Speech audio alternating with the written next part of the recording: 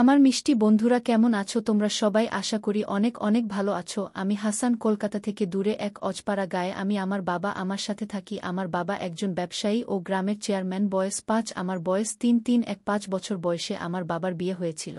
আমার এখন বয়স ১ ৮। আমার মায়ের নাম তানিয়া বেগম। আর ৫ গ্রামের মেয়েদের মতো কিন্তু খুবই লাজুক ও বোকা। আমাকে জ্ঞান হওয়ার পর থেকে এখনও উঁচু গলায় কথা বলতে শুনিনি। আর বাবাকে তো বাঘের মতো ভয় পায়। আমি খুবই ভালোবাসি বাবাকে, আমরা তার চেয়ে বহু গুণ ভালোবাসি আমায়। আজ পর্যন্ত কখনো করা গলায় আমায় কিছু বলেনি মা। একটা সময় ভাবতাম অন্যরা আমার কাছে বোকা বাস আসন পায়, কিন্তু আমি পাই না কেন, কিন্তু এখন ভালো লাগে। যাই হোক, আমার আম্মা পৃথিবীর সবচেয়ে সুন্দরী বললেও কম হবে, কারণ আমার বয়সী একজন নারী আমার সমান সন্তানের এত কম বয়সে জন্ম দিলে শরীর ভাঙ্গার কথা, কিন্তু মা সামান্যতা হয়নি। বাড়ির সব কাজ আমরা একা হাতে সামলাই, তবে ধানের বোতলে একজন কাকি এসে সাহায্য করে আমাকে। যাই হোক, আমার আম্মা বাড়িতে সালোয়ার কামিজ আর সুতির শাড়ি পরেন আমার বাড়িতে এবং বাহিরের সবসময় নিজের পোশাক নিয়েও সংবেদনশীল, কখনো বাড়ির বাইরে যায় না। একান্ত প্রয়োজনে আব্বা নিয়ে না গেলেও বোরকা পড়ে যায়, আর বাড়িতে সর্বোচ্চ হলেও না বুকে গুলি কোমরে বেঁধে নিয়ে আমার কাছে। আমার সৌন্দর্য হঠাৎ করে প্রকাশ পায় একদিন রাতে, প্রস্রাবের চাপে ফেলে উঠে বাইরে যায়। আমাদের টয়লেট ঘর থেকে একটু দূরে। আব্বা আমার ঘরের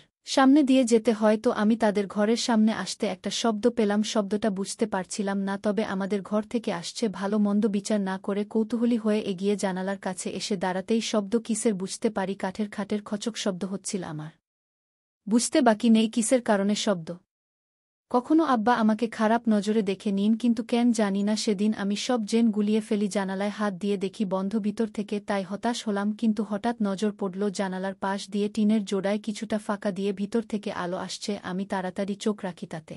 এরপর যা দেখলাম তা ছিল আমার রক্ত গরম করা দৃশ্য। আমি ওটা ভুলে প্রচণ্ড প্রস্রাব পাওয়ায় দৌড়ে টয়লেটে যাই। প্রস্রাব করে এসে আর একবার চোখ রাখলাম, কিন্তু এবার মনে একটা বজ্র পড়ল আমার উপর। এখন আবার শুয়ে আছে, কিন্তু আমার চোখ দিয়ে টপটপ করে পানি পড়ছে মাটিতে। এটা দেখে আমার বুকে প্রবল আঘাত পেলাম। আমার কাছে কেন আমাকে প্রথম কাঁদতে দেখে আমার অস্থির লাগছিল, ইচ্ছে করছিল বুকে জড়িয়ে জিজ্ঞেস করি কেন কাজ, কিন্তু পারলাম না। এদিকে আব্বা উঠে আমার উপর থেকে আমরা তখন এগিয়ে আসছিল দরজার দিকে। আমি তৈরি করে দৌড়ে নিজের ঘরে গিয়ে দরজা হালকা ভিড়ে উকি দিলাম। আমার ঘর থেকে বের হয়ে বাহিরে পুকুরের দিকে যাচ্ছে। আমার খুব ইচ্ছে করছিল আমার গোসল করা দেখা, কিন্তু সাহস করে উঠতে পারিনি। আম্মা ভেজা শরীরে আবার ঘরে ঢুকল। আমি সে রাতে হাত দিয়ে নিজেকে শান্ত রাখলাম। এতদিন মায়া মমতা মোদি আমার প্রতি যে শ্রদ্ধাভক্তি ছিল, তার সব এখন অন্য জোয়ারে আসতে লাগল। রাতে আমাকে নিয়ে স্বপ্নদোষ হলো। পরদিন সকালে ঘুম থেকে উঠে দেখি আম্মা উঠোনে ধান শুকাচ্ছে। কাজের কাকিও এসেছে। ধরনার সময় শাড়ি তুলে হাঁটু পর্যন্ত তুলে পা দিয়ে হাঁটাচলা করে ধান শুকান। আমার দিকে তাকাতেই বুকে ধুকপুকানি বেড়ে গেল।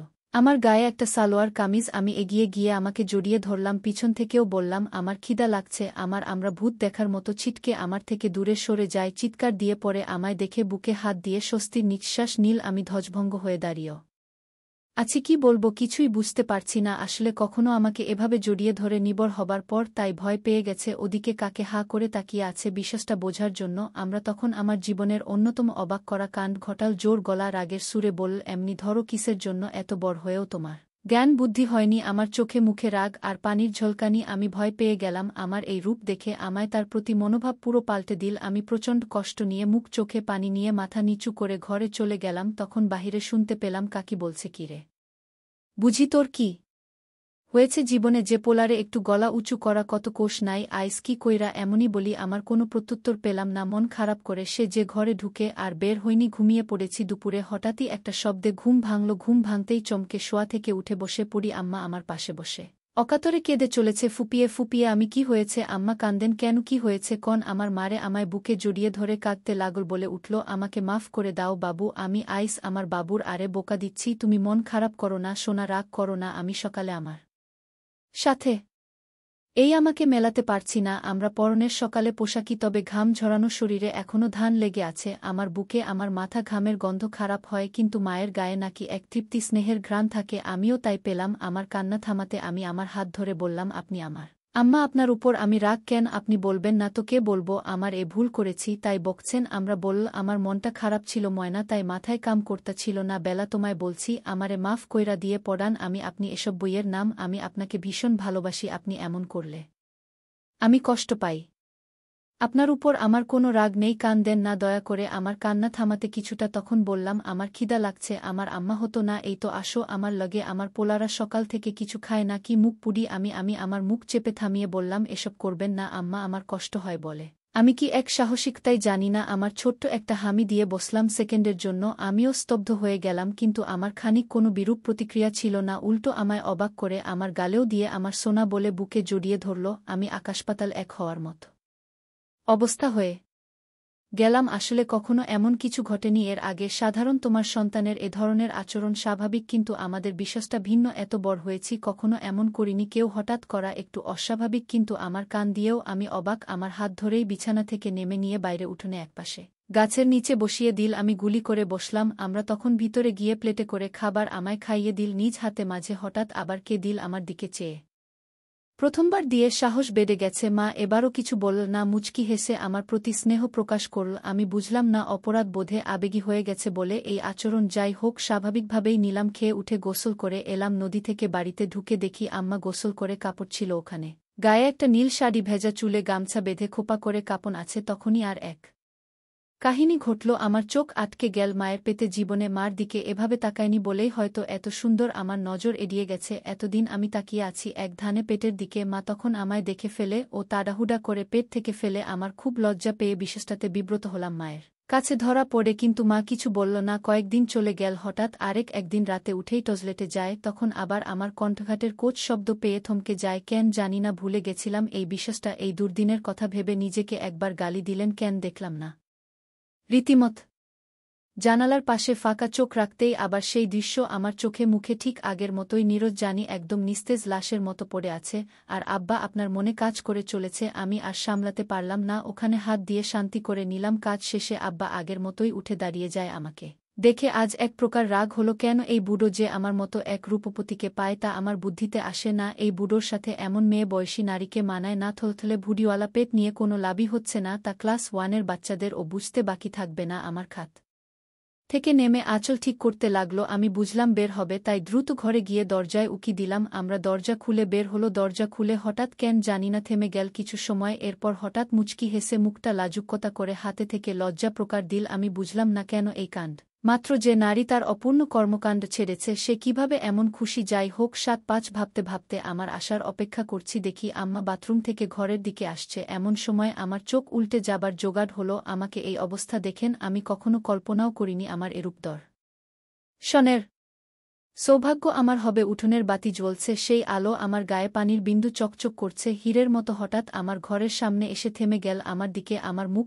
আচমকা হাত তুলে আধমোড়া ভাঙ্গার মতো করল, আর তার জন্য আরও ভালো লাগছিল। হঠাৎ আবার ঘুরে দাঁড়ালাম, এটা দেখে আমার ঘুম সারা বাড়ি অবস্থা। আম্মা ঘরের ভিতরে ঢুকে গেল। এদিকে আমার কি আর শান্ত থাকার জো আছে? আজও আমি হাত দিয়ে নিজেকে শান্ত করে নিলাম। সকালে উঠে দেখি অনেক বেলা, রোদের আলো। ঘুম ভাঙ্গা উঠে বাইরে বেরিয়ে দেখি কাজের কাকি আর আমার গল্প করছে আর ধান সিদ্ধ করছে। আমি গিয়ে তাদের সামনে দাঁড়ালাম। কাকে বল, আপনি উঠছেন এত বেলা কইরা? কেউ ঘুমায়? আমি মুচকি হাসলাম। আম্মা জামানি হাত মুখ ধুয়ে আসে, খাইতে দিই বলেই আমায় অবাক করে দিয়ে কাকে সামনে আমার হাত ধরে নিজের দিকে টেনে হামি দিল ও মাথায় হাত বুলিয়ে দিল। আমি অবাক, ওর সাথে লজ্জাও পেলাম। কাকির সামনে বলে আমি চলে যাই হাত মুখ ধুয়ে শেখাই। গ্রামে একটু ঘুরে বাড়ি এসে দেখি কাকি চলে গেছে। আমরা বসে আছি মাদুর পেতে। আমি আম্মা এমনি কইরা মানুষের সামনে এসব দেন কেন? আমার খিলখিল করে হেসে দিল বল স্মরণ পায়। আমার মা কেন খারাপ লাগে? আমি খারাপ কেন লাগবে? কিন্তু মাইন সামনে এসব ভাল লাগে না। আপনি এমন করবেন না, আমার ইচ্ছা ময়নার করুন না। এখন কি খাইবা? আমি মনে মনে বলি তোমাকে খাবো, কিন্তু তা তো আর বলা যাবে না, তাই বললাম আপনি আমাকে ভাত খাওয়াই দিবেন। আম্মা দিব না কেন? আমি এখনই আসছি। আমরা ভিতরে গিয়ে খাবার নিয়ে এল। বসার সময় বলে এই গরমে এসব বস্তু কিংবা আছো কেন? সাত খোল গরমে আর গায়ে কিছু দেওয়া লাগবে না। বেডা মানুষ খালি গায়ে থাকলে কিছু হয় না। আমি শার্ট খুলতে খুলতে একদম স্বাভাবিকতা নিয়ে প্রশ্ন করলাম, জেন বুধ ছেলে আমি। আচ্ছা মা, আপনার গরম লাগে না? আপনার গায়ে তো আমার থেকেও বেশি কাপড়। আমরা মুচকি হেসে লোক নাগালে দিয়ে বলে, বেশি মানুষের এমন কইরা থাকুন লাগে সোনা। আমি কেন? বেডা গোসরির আছে বেগনায় এমন কেন? আমার প্রশ্ন শুনে মুখের ভাব ভিন্ন রহস্যময় করল, কিন্তু উত্তর দিয়ে বল, কিছু কারণ আছে সোনা। বেরি আরবের আগত এক না। তুমি খালি গায়ে থাকলে কোনো কিছুই হইব না, কিন্তু আমি খালি গায়ে হলে সবাই ফেলফেল কইরা চাইয়া থাকব। আমি কেন যাইয়া থাক কেন? আমরা এক দুই একটু নাচর বান্দা অবস্থায় পড়ে গেছে, কিন্তু সে কেন জানি না আমায় থামিয়ে অন্য কথা বলছে না। আমার প্রশ্নের উত্তর দিচ্ছে, কেন করছে সেটা আমার কাছে বিষয় না। আমার ভালো লাগছিল তাই আমিও বলেই চলেছি আম্মা আচ্ছা তোমার বুক ইবুক বট বেরি গোবর বুক থাকে তাই চাইতে থাকে আমি আবারও বুঝিয়ে বলি বুক তো আছে বেরি মাইন্সের বুক থাকে বাচ্চাকে দুধ খাওয়াতে এই থেকে রাখুন লাগবে কেন আমার কথায় 1 সেকেন্ড চুপ করে বল দুধ খাওয়ানোর জায়গা কিন্তু এটা হলো সুন্দর একটা জিনিস যা বেড়ানো দেখার লাগে আমি তো দেখছি কত আমি তো আপনার দুধ খাইয়ে বড় হয়েছি আমরা প্রথমে অবাক হলেও আমার কথার মানে বুঝে বলো তুমি আমার পোলা ছোট থাকতে সবাই সন্তানদের দুধ খাওয়ায় তুমি দেখলে সমস্যা নাই আমি এবার মাত্রা ছাড়িয়ে একটা প্রশ্ন করলাম আচ্ছা মা এখন আপনি আমার দুধ খাওয়ান না কেন আমার চোখ বট করে বিস্ময় প্রকাশ করল কিন্তু রাগের না অবাক হয়ে ভেবেছে আমার উত্তর দেবে না তবে আমার ধারণা ভুল প্রমাণ করে বলল এখন তো আমার নাই সোনা আমি আমার বুকের দিকে আঙ্গুল ইশারা করে বলি যে আছে নাই কোনো কেন নাকি আমি বড় হয়েছি দেখে